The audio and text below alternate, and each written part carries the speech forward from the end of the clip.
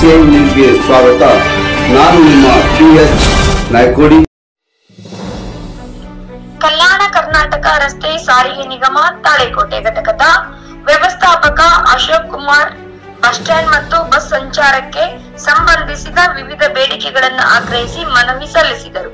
ಅತಿ ಶೀಘ್ರದಲ್ಲೇ bus Kalakeri bus stand ನಲ್ಲಿ ಮೂಲಭೂತ ಸೌಕರ್ಯಗಳನ್ನು ಹಾಗೂ ಸೂಕ್ತ ಬಸ್ ಸಂಚಾರ ವ್ಯವಸ್ಥೆ ಮಾಡಿಕೊಡಬೇಕು. ನಮ್ಮ ಬೇಡಿಕೆಗಳನ್ನ ಈಡೇರಿಸಲಿಲ್ಲ ಅಂದರೆ ಉಗ್ರವಾದ ಹೋರಾಟ ಮಾಡುತ್ತೇವೆ ಎಂದು ತಿಳಿಸಿದರು. ತಾಲೂಕಾ ಅಧ್ಯಕ್ಷ ಕಾಶಿನಾಥ್ ತಾಳಿಕೋಟೆ ಆಗ್ರಹ. ಜಿಲ್ಲಾ ವರದಿಗಾರರು ಮೈಬೂಬಾ ಶಾ ಮನ್ಗೋಳಿ.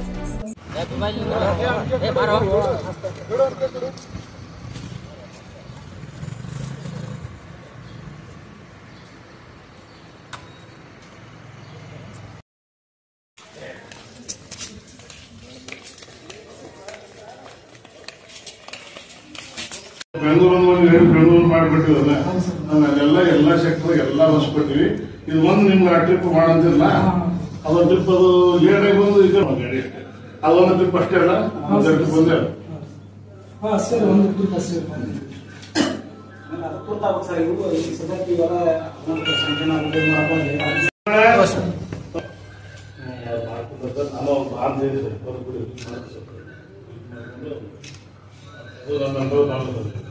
ಇವರು ಪಶ್ಚಿಮ ಕೇಳಕತ್ತವರು ಈಗ ಆಲ್ರೆಡಿ ಅಕಾಡೆಮಿಕ್ ಮುಗಿಯಕ್ ಬಂದಸ್ರಿ ಹೋಗಿದ್ರೆ ಪಾಲಪುರ ಎಲ್ಲ ಕರೆಕ್ಟ್ ಸೆಟ್ ಆಗಿರ್ತದೆ. ಈಗ ನೆಕ್ಸ್ಟ್ ಈಗ ನಾವು ಎಲ್ಲ ಅಷ್ಟು ನಮ್ಮ ತಾಳಿಕೋಟಿ ಅವೆಲ್ಲ ಕೊಟ್ಟಿವಿ.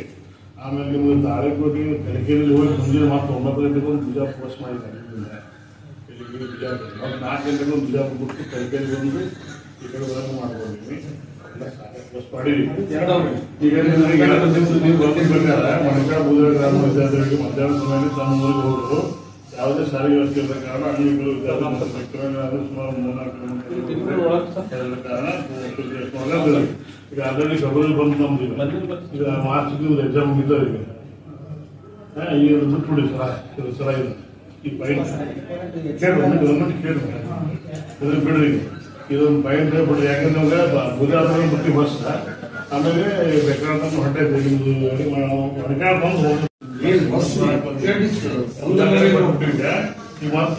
ಸಂಬಂಧ ಅಂತಂದ್ರೆ ಮತ್ತೆ ಎಲ್ಲ ಪ್ಲಾನ್ ನಿಮ್ ಮತ್ತೆ 3 ವರ್ಷದ ಟೈಮಿಂಗ್ ಇದೆ. ನೀವು ಅರ್ಧ ಇರುತ್ತೆ. ಈಗ ನೀವು ಅಲ್ಲಿಂದ ಈಗ ಬರಕ್ಕೆ ಒಟ್ಟು ಸಹಾಯ ಮಾಡ್ಕೊಂಡು ಇಲ್ಲಿ ಬಂದು ಹಾಳಿ ವಸ್ತು ಜನರಿಗೆ ತೊಂದರೆ ಆಗ್ತದೆ. ಈಗ ನೀವು ಹೋರಾಟ 15 ಹೋರಾಟ